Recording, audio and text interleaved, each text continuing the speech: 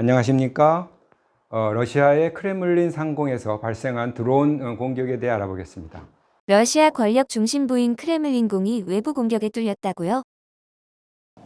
크레물린 내 대통령 집무실 상공에서 5월 3일 수요일 한밤중인 2시 반경에 두 번의 드론 공격 시도와 폭발이 있었습니다.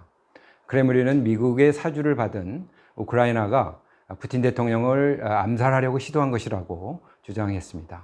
이에 이제 미국과 우크라이나 측은 즉각 강력히 부인했죠.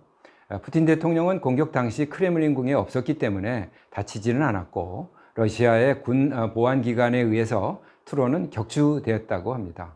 또한 크레물린궁은 5월 9일 예정된 불궁 광장에서 있을 전승기념일을 앞두고 계획된 테러 공격이며 러시아 대통령 암살 시도라고 하면서 대응 보복을 하겠다고 했습니다.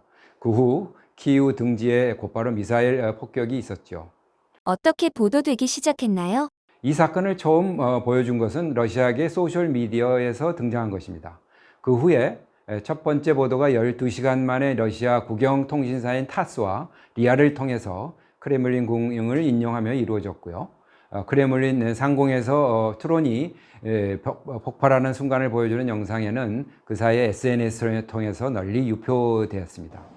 영상 속에는 이제 두 사람이 몸을 수그리면서 도움 위로 올라가는 모습이 나오는데 이들은 발생할 화재에 대해 대응하려고 하는 것으로 보입니다. 누가 공격했는지 알 수 있나요? 이러한 공격을 누가 했는지 확인하기는 참 어렵습니다. 많은 세부 사항들이 불분명하기 때문이죠. 크레므린 대변인 페스코프는 5월 4일 이러한 결정, 목표나 수단 모든 것이 미국에 의해서 키이우에게 지시된 것이라고 주장했고 4월 유출된 지난 비밀 문서 중에 따르면 키이우가 2월 모스크바 공격 계획을 세우고 있었는데 미국이 이를 파악해서 연기시켰다는 것도 있었습니다. 상대방 국가 원수를 직접 공격한다는 것은 해당 국가에 대한 공격으로 간주될 수 있어서 매우 위험한 행동이죠. 젤렌스키 대통령은 헬싱키 방문 중에 가진 기자회견에서 우크라이나는 푸틴을 공격하지 않았고 그를 재판소에 가서 다루도록 하고 있다 하면서 드론 공격 연루를 적극 부인했습니다. 블링켄 국무장관도 우리는 아는 바 없고 러시아 주장을 검증할 수 없다고 하면서 러시아 주장을 평가절하했죠. 우크라이나가 가해자가 아니었다면 어떤 가능성이 있나요? 러시아 내 자체 파티산 무장단체가 했다는 주장이 나와 있습니다. 일리아 포르마네프라는 전 러시아 국회의원이면서 폴란드에 지금 망명 중인 인사가 CNN과 인터뷰에서 이렇게 주장했습니다. 그는 인터뷰에서 러시아 무장단체 중에 하나가 했고 아직 공개적으로 책임을 주장하지 않았기 때문에 더 이상 말할 수 없다고 했습니다.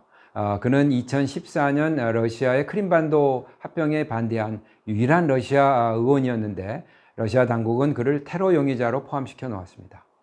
포노마레프 전 의원은 러시아 내에는 파티산 단체가 젊은이, 학생, 대도시 거주자들로 구성되어 있고 러시아 내 40여 개 도시에서 활동하고 있다라고 주장을 했습니다. 그러나 이러한 단체가 러시아 내에서 활동하는지에 대한 증거가 확인할 수 없는 상황입니다.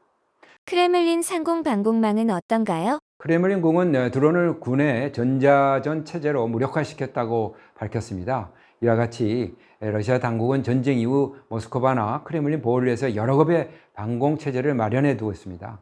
그 중에서 중고도용 판치르 방공 시스템을 갖추고 있습니다.